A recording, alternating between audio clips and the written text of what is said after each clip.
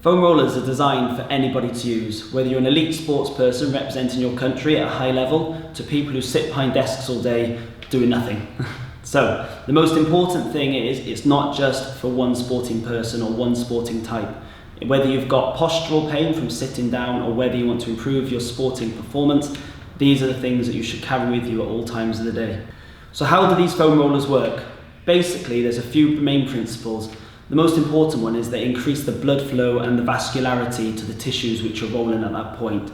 So if you have a very stiff or tight muscle, or the lining of the muscles, which is called fascia, these lumps and bumps and the rolling technique help to increase the blood flow to the area and hopefully help to increase your flexibility at that time, then in turn preventing you from being injured and improving your performance, whether it be very static performances or whether you're trying to do any sort of weights in the gym or any sort of athletics or triathlons. So when it comes to the main techniques of rolling, there is a misconception that a roller is only designed for rolling. However, there are at least 4 other techniques which you can adopt, including shearing, compressing, sweeping and rolling. So one of the first things you would like to use them for, especially if you're a runner or you suffer with any sort of calf or foot pain, it's important to make sure that your calf muscles here are loose and they get an adequate blood supply pre and post exercise. So a rolling technique would involve you being up with your weight on your hands and on your calf, and you just roll up and down the muscle group until you find those sore points, and then you just repeat that for 5 to 10 rolls if possible. The next technique is a shearing technique, where you find that sore point and you roll over laterally from medial to lateral over and over again, making sure that those muscles are nice and loose and hopefully start to settle down and the pain shouldn't be too severe. A sweeping technique is where you move the muscle over the roller. So in this position, you find the sore point and then you'll paddle the ankle up and down so the muscle is moving on the roller. Then a compression will be finding the sore points and holding it for a count of 10 to 15 seconds or until the muscles relax. And at that point, take the pressure off and then you move on to your next body part. Another muscle group you can use it on is the hamstring muscle group, which is on the back of your thigh here. Usually gets tight when you do any sort of sprint training, or if you're a cyclist or a triathlete, when you get off the bike, your hamstrings are renowned for being in a shortened position. So it's important to keep those hamstrings loose and mobile to help improve your performance.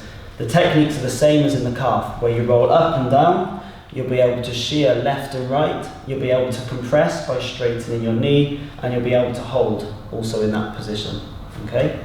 Another really important one to do, especially if you're sat at a desk all day, is to make sure that your upper back and your thoracic spine is nice and mobile and is nice and flexible. So what you do is position the roller just below your shoulder blades, pop your arms across your chest, lift your bottom up slightly and you just roll back and forth, allowing the body to relax over the roller. At this point then you can add in sideways movements, you can add in some gentle extensions, and you can also add in a roll a little bit further down. But at this point you should note that you shouldn't roll down all the way to your lumbar spine or your lower back, as this is very uncomfortable and won't give you any benefits at all. So to summarise, the foam roller should be used to help your performance in and around your sporting day or your general work life. It doesn't need to be performed every day. I would usually suggest about 4 times a week will be good enough. That encompassing physiotherapy or general sports massage will also help with your soft tissues. There are a few areas you really shouldn't roll on a regular basis, and that will definitely include your lumbar spine or your lower back, as there's too many bony lumps and bumps and it could cause a lot of soreness and resistance in those tissues. I would see a qualified physiotherapist or osteopath to help you if you do have low back pain on and off throughout your sporting or working week. I hope all this information given you today has answered a few questions and misconceptions about what a roller is and what a roller is used for. And if you do have any questions, just search out your local physiotherapist or osteopath for any advice regarding any ongoing muscular pains. Happy rolling, guys, and try and stay healthy.